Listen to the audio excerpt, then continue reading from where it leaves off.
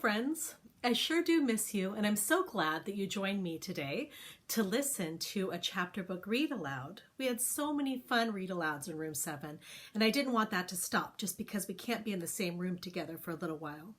I hope that you're doing well. The story I'm going to read you today is about a boy who's not doing too well at the beginning, but things look up for him as the story goes along. And this story is by one of my favorite authors, Roald Dahl.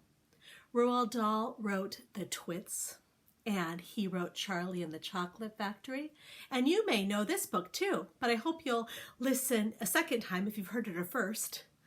The name of this story is James and the Giant Peach.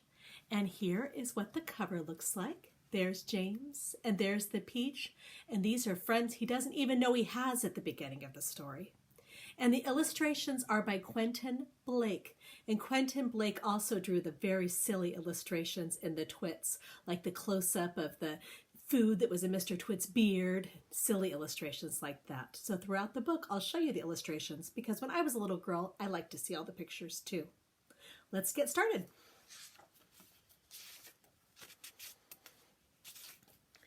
James and the Giant Peach.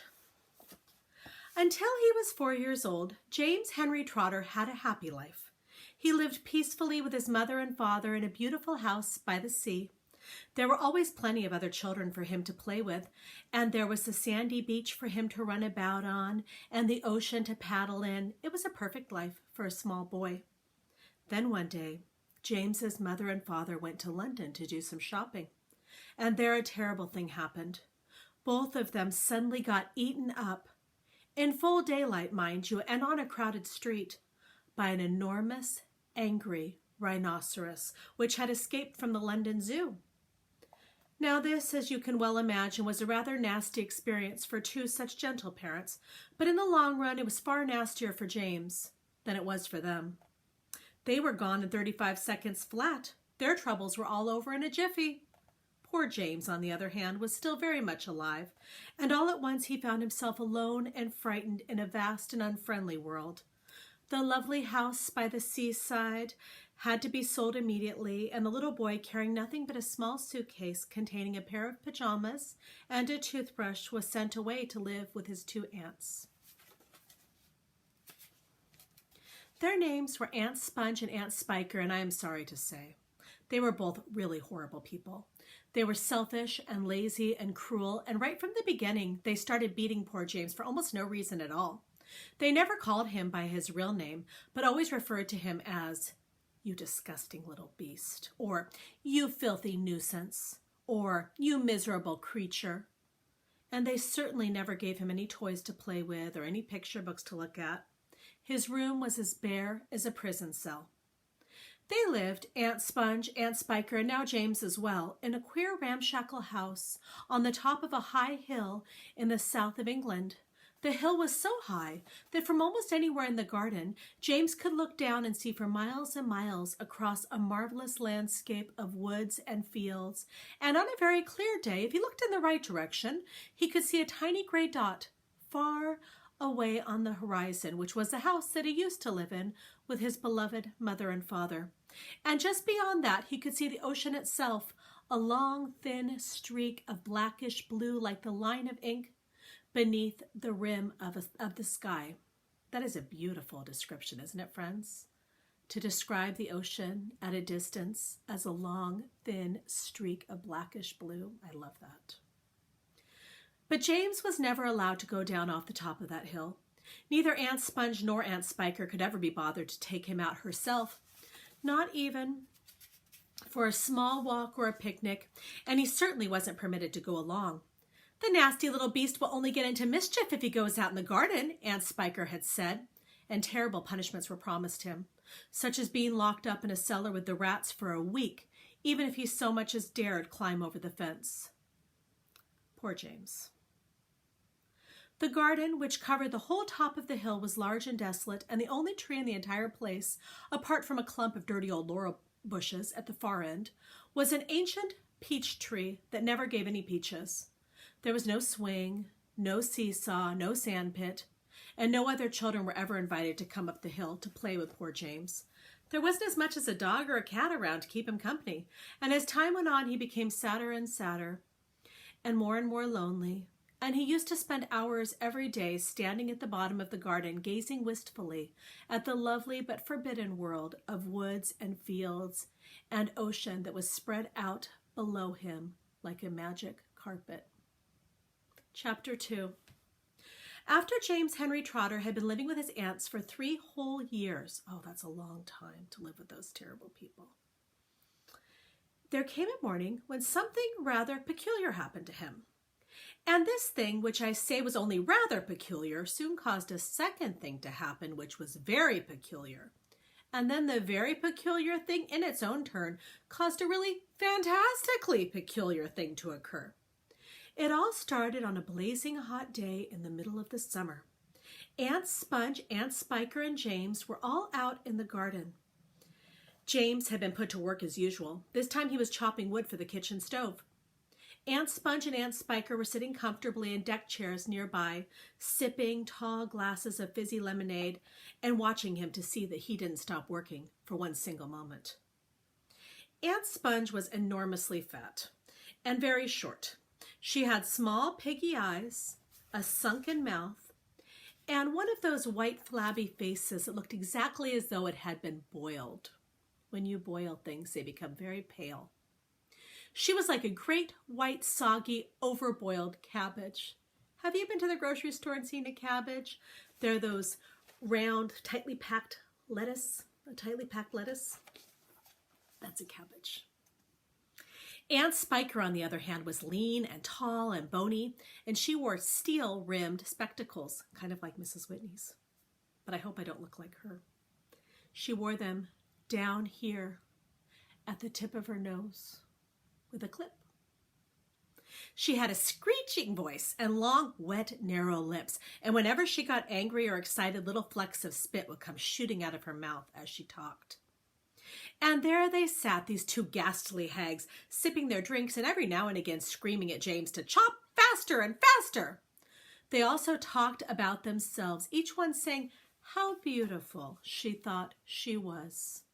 Aunt Sponge had a long-handled mirror on her lap, and she kept picking it up and gazing at her own hideous face. "I look and smell," Aunt Sponge declared, "as lovely as a rose. Just feast your eyes upon my face, observe my shapely nose, behold my heavenly silky locks, and if I take off both my socks, you'll see my dainty toes." "But don't forget," Aunt Spiker cried, "how much your tummy shows." Aunt Sponge went red. I think she was embarrassed. Aunt Spiker said, "My sweet, you cannot win. Behold my gorgeous curvy shape, my teeth, my charming grin.